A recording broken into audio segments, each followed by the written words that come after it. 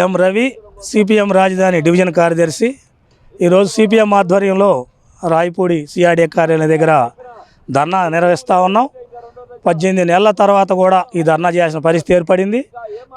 కూటమి ప్రభుత్వం ఏమైతే హామీలు ఇచ్చిందో ఆ హామీలు అమలు చేయడంలో పూర్తిగా విఫలమవుతూ ఉన్నారు. దాని మీద రైతులు కూడా తీవ్ర ఆందోళన ఉన్నారు. ఇక్కడ సమస్యలు పరిష్కారం కాకుండానే రెండో విడత భూ సేకరణ అని చెప్పి సమీకరణ అని చెప్పి అటువైపు అడుగులేస్తూ ఉంది ప్రభుత్వం.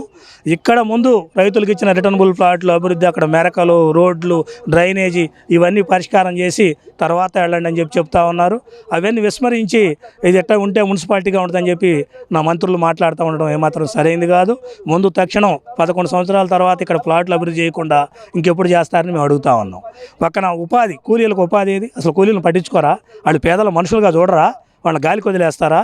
వాళ్ళు ఏం తిని బ్రతుకుతారు? ఇక్కడ లైవ్లీహుడ్ దెబ్బతినిపోయింది. పెన్షన్తో సరిపెడితే 5,000 ఇస్తే సరిపోతుంది వాళ్ళ కుటుంబాలకి.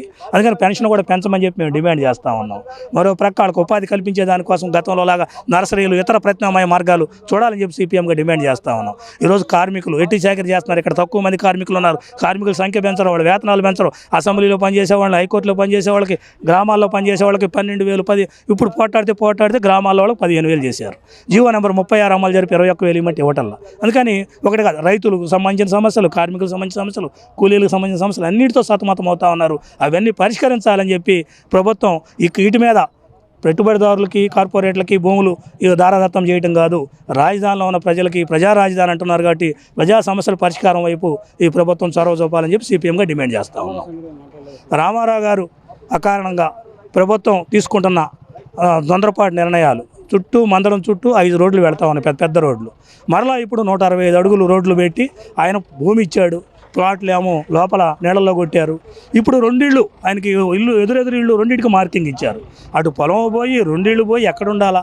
అందుకని ఒక ఇల్లు కూడా ఇస్తాం మీకు రోడ్డు కావాలంటే, మాకు అందరికీ ఒక చోట ఇవ్వమని అడిగాడు. దానికి సమాధానం లేదు. అధికారుల దగ్గర ఆందోళనకు గురయ్యాడు. మాట్లాడుతూ పడిపోయి కుప్పకూలిపోయి చనిపోతే ఆ ప్రభుత్వం వైపు నుంచి ఆయనకు నష్టపరిహారం ఇవ్వడానికి ఏంటి ఇబ్బంది వచ్చింది? ఆయన రాజధాని కోసం భూమి త్యాగం చేసిన రైతే కదా. ఇదిగో న్యాయం చేస్తామంటున్నారు, ఏమీ చేయటం లేదు. అందుకని అమరావతి రాజధాని రైతులందరికీ న్యాయం చేయాలా. ఈ ప్రభుత్వం, కూటమి ప్రభుత్వం రాజధాని ప్రజలకు ఏమైతే హామీలు ఇచ్చిందో హామీలని అమలు చేయాలని చెప్పి మేము డిమాండ్ చేస్తా ఉన్నాం.